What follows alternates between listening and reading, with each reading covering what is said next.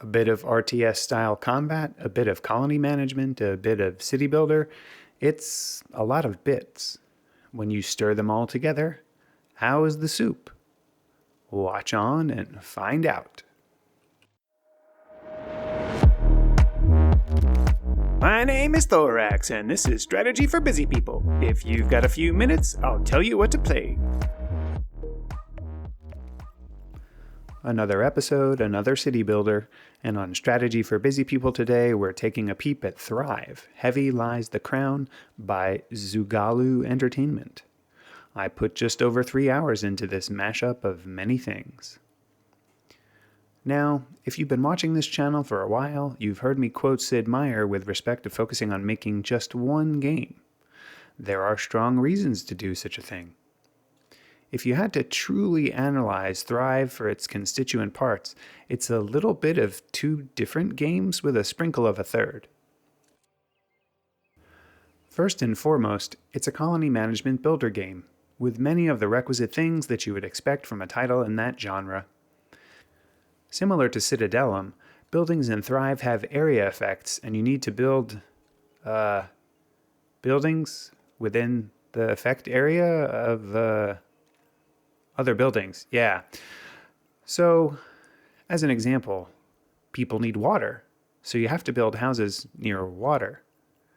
And people need food, so you have to build houses within the range of the food distribution building. And, presumably, you have to build food production within the range of the food distribution building, too. The game does give you these convenient overlays to see where buildings should be built, but it's unclear just what percentage of a building needs to be inside the circular area to count as being serviced. I ran into some issues with farms complaining, even though they were mostly in the right area, so it seemed. Anyway, traditional colony management tropes abound here. Basic citizenry can do basic things, and more advanced things require more advanced citizens. But those more advanced citizens require, you guessed it, their own advanced things. So while your farmers will be happy with slop and cider, your laborers have slightly more sophisticated tastes. This would mostly be well and good, but for whatever reason, it just wasn't very interesting. Is it because I've played colony management sims with production chains to death at this point? I don't think that's quite it, because I've liked other games. And to top off the production chain fun, Thrive wants you to do worker management too, which is kind of fine, but also a little bit weird. You can adjust the priority of your facilities up or down, which acts kind of like a filter in a sense. The game will try to take workers from the pool and fill a building until it's full, and then move to the next building down the priority list until it runs out of workers to use, at which point the remaining slots are empty. The thing is, this whole system really only seems to need diddling at the very beginning when you have more worker slots than you have workers. Once your settlement gets off the ground, I didn't find that I ever needed to check back into worker management until I either started dealing with a new citizen class or made a new settlement. Yes, a new settlement. The overall map of the game appears to be fixed with these different locations where you can found settlements.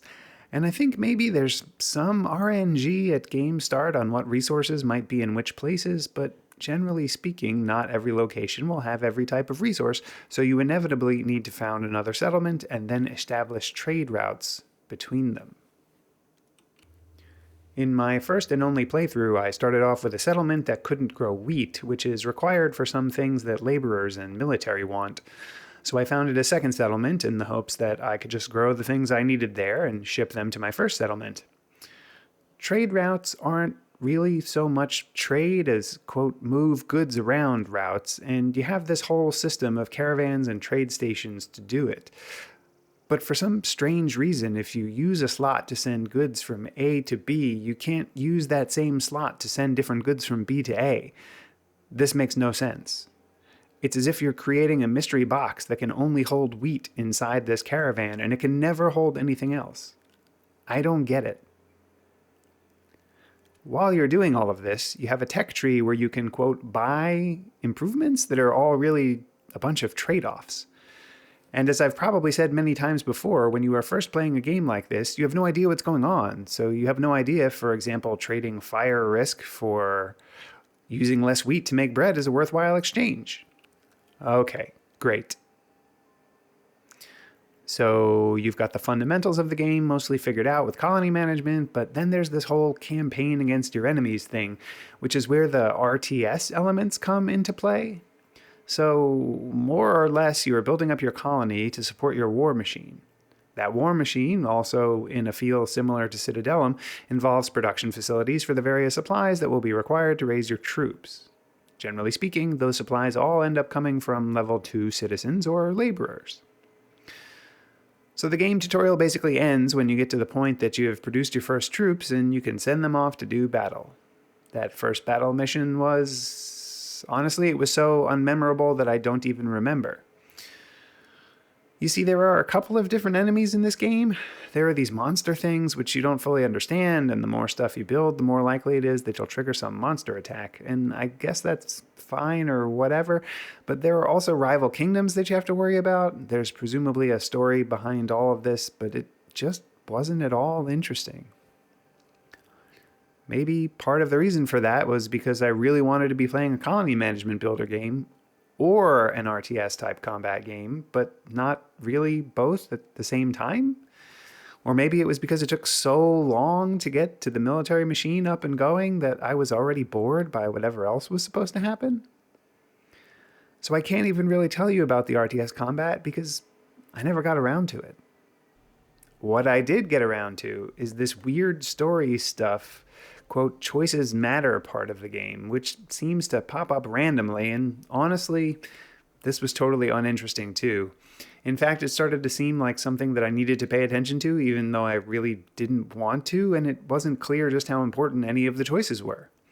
The end result of your choices was some game effect, but I found those effects entirely unremarkable too.